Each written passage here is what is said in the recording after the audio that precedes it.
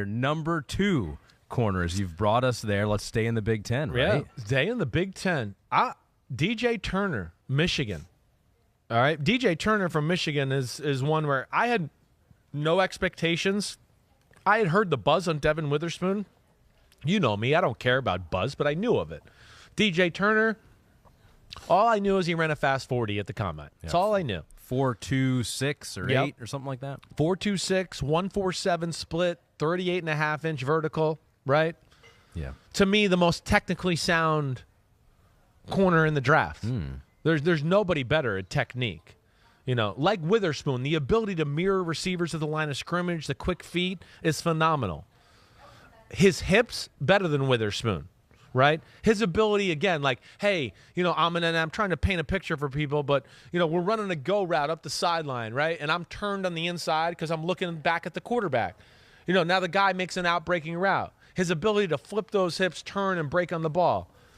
It's right up there. It's actually more smooth hip-wise than it is for Devin Witherspoon. Witherspoon might be a hair twitchier and a hair better with acceleration, so he makes up for not having that hip thing that we're talking about here.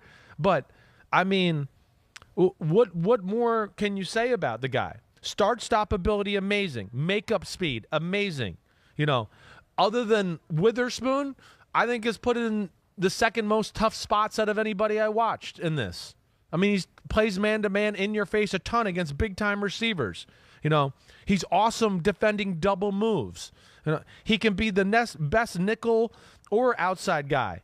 You know, and then oh yeah, he's also the fastest guy in the draft. Like, he's got it all. I mean, he really does. His ability to turn and run was the best I saw until I watched Witherspoon, which was the next guy after him. Yeah. But I would argue I'm not sure if Witherspoon's is better than Turner in that department, right? Turner's ability to turn and close the gap and close on a ball on a go route or whatever, it's effortless. He's very comfortable in knowing I'll stay in your hip pocket because if you decide to turn it on and go, you're not going to be able to turn it on and go as fast as me. So I can stay in the hip pocket and wait for you to make your breakdown to make your move, and now I'm all over it. I mean, his footwork is phenomenal, right? There's only one thing you can question about the guy, in my opinion, and that's okay. It's like Witherspoon, the size thing. Yeah. All right? And he looks a little smaller than Witherspoon. I mean, they're basically the same, 5'11", 180. They're kind of the same. They're the body same type. I think they would look the same if they were wearing the same uniform. One uniform just makes you look a little bigger than the other. Yeah. Michigan's got that uniform. Slimming. It makes people look smaller. Michigan, you'll see a guy in Michigan on D tackle and you go, man, what is he, like 275? And then you look it up and you go, holy shit, he's 310. Yeah. He's wearing number 7 at defensive tackle at Michigan, and there is something about that uniform. It's a recruiting advantage. We'll make you look good, but maybe not in the eyes of the the NFL people will figure it out. But I think you're saying it right too. There's not much of a difference there. Is he as physical as Witherspoon? No, I just told you I don't know if I've ever seen a corner ever as physical as Witherspoon. But this guy excited me a lot, and back to our element, he. Never looks panicked. It's effortless. His feet are phenomenal. The ability to mirror people at the line of scrimmage is as good as I saw in the draft, other than Witherspoon. Transition out of backpedal is the most efficient one there was, right? The turn and run I talked about. Hips, awesome. Acceleration, makeup speed, all of that. No one really gets open against the guy ever. Now, do people catch the ball? Yeah. But okay, like Marvin Harrison Jr. is going to be a top 15 pick next year. Oh my gosh, he caught a ball? So this is the thing I was shocked about as I was kind of like, I get done with my rankings and then I start to go, I wonder where other people. DJ Turner's not on anybody's top 5 radar? I read everybody's description and it reads like a top 5 corner in the draft, but then he's like way down the list. And I don't understand it. So here's PFF, who said about DJ Turner, he is basically Tyreek Hill, flipped to the other side of the ball from a testing perspective. So, and I think a lot of people thought that too about DJ Turner. He's going to wow at the combine. Some of his measurables are going to be off the charts. And I think we have the octagon or the heptagon or the septagon or whichever gon we have here. It is an octagon for corners. So there it is. Yeah, height, weight, arm length, not great. Everything else elite. Yeah. 99th percentile for 40-yard dash. He was the fastest at the combine. 10-yard split was very fast as well. And so a vertical leap. So those 50-50 balls, those jump balls, he can still get up there. He can. He's physical. He has a good jam. You know, out of the guys I watched too, he had, other than Witherspoon, had the attitude I like. He's in your face. He's letting you know it. He's playing outside. They throw a receiver screen. He's physical to take on blockers. He's physical to hit receivers when they catch the ball or they're going over the middle. You know, again, Witherspoon's taking some of his luster, but he was kind of going to be the guy I was all excited about when I was getting done the end. Like, oh my gosh, this guy's, finally there's a guy that really has the attitude and everything I like. And then I watched Witherspoon and I went, oh shit, he's a little bit better in some of those departments. Yeah. But yeah, so I have no, like, you know, the play strength, tackling, you know, gets in a lot of tough man-to-man situations, has a cockiness that you know I love, right? His only negative is that size department. But and I know that there was some bigger receivers that pushed off him or made some catches. Well, let me talk about that Yeah. because PFF was also high on your number one guy, Right. Devin Witherspoon, saying about him, his senior tape was as good as we have seen in our 9 years of college grading. Yeah, okay. Yeah. But you mentioned something to me before we started this discussion. He was lucky. The competition. He was a little lucky. Still in the Big Ten. Exactly. Did not play Witherspoon we're talking about here. Did Right. not play Ohio State. Did not play Penn State. Right. The two teams with the best receivers, right? I mean, those are the two teams that got the guys. So if there were times that Turner looked worse, he might have been going up against some of those studs. Well, I feel like DJ Turner is being a little bit scrutinized because Marvin Harrison Jr. caught a pass on him when he was all over him. Well, I'm going to go, wait. Most people can't even be here to be all over him, guys. You know, some of the guys that I see ranked, you know, again, in top 5, I want to go, they're not there even for the 50-50 aspect. He's open and it's 100% he's going to catch it because your guy's not there. So that's where, so he's being docked for the fact that he's in everybody's grill all the time. And now he has to make every play or we look at it as a negative. We're looking at it as a negative. Oh, he let up a catch against Quentin Johnston, the guy that's 6'4" and one of the freakiest of the freaks in the draft. Okay, great. Trust Quentin Johnston's going to do that to Jalen Ramsey next year.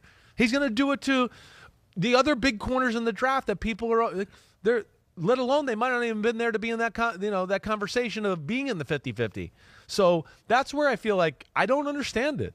I really don't understand where he is, and I'm not going to be affected by it. I'm not, but yeah, to me, this is when I watch him, I just go, this is a little slightly less version of Witherspoon, and I'm not sure some of his man-to-man skills aren't better and aren't going to translate even better to the NFL. It's close. Witherspoon as an overall player is better, more impressive, physical. I get it. I'm pure man-to-man. I think it's closer than I think people are giving it credit for. Well, that's why they're both in Tier 1 for you. And we do have some video of DJ Turner's Pro Day with Michigan, so we can do some scouting live here on the Unbuttoned podcast. Yep. And so, good back pedal.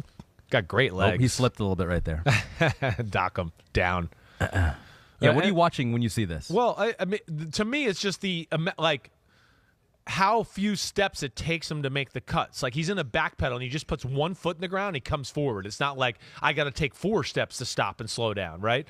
He goes full speed sideways. It's like chop, chop, and he goes back the other way, right? There, that's what I mean. Look how smooth that is. And then he can put his foot in the ground and open up his hips. He doesn't have to like redirect his whole body and go, okay, wait, rest of the body, let's get straight. So now we can go that way. Mm-hmm. He can kind of do it, cut and open up the hips all in one motion. And as we know, it's the NFL. Split seconds make a difference.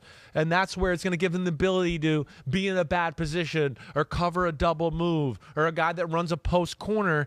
He's gonna be great at that stuff. You know, I love the kid.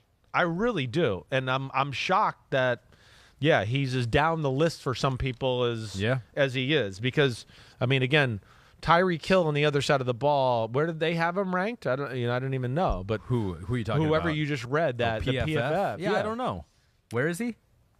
Right. 19th. Wow, oh yeah, that's they're way low, and they will be way low for that. I don't understand that. And then that's where I don't understand. Just read your comment. I mean, that doesn't say 19. That does not say 19.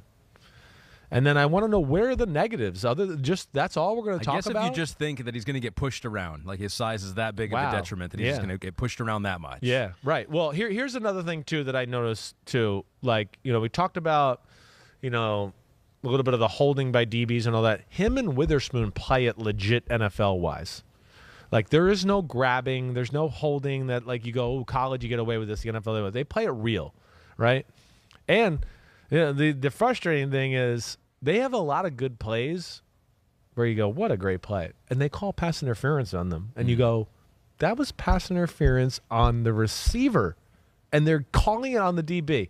I mean, the DBs, the poor DBs. That's the one thing that jumped out to me watching college football DBs the last few days. Tough life. Oh, my gosh. There are so many plays where I go, man, that was blatant offensive pass interference, and they show on the film that they call it on the defense, and I'm like, oh my God, are you kidding me? It's pitiful. The really fans and the media have lost, or the referees have lost track of what pass interference is. We all want to see offense, touchdowns, 50-point games. It We do see a lot of those in college. Yo, thanks for watching, homies. It's the off season, but there's no off season for us here at Unbuttoned. Me, Ahmed Fareed, we're going to hit all the stories. So hit subscribe for us, okay? We got a ton coming up. My draft prospect rankings, my Simms top 40 quarterback countdown, and videos of me and NFL QBs playing catch and talking about their development and mechanics. Again, thanks for watching. Remember to subscribe. Peace out, homies. See you soon.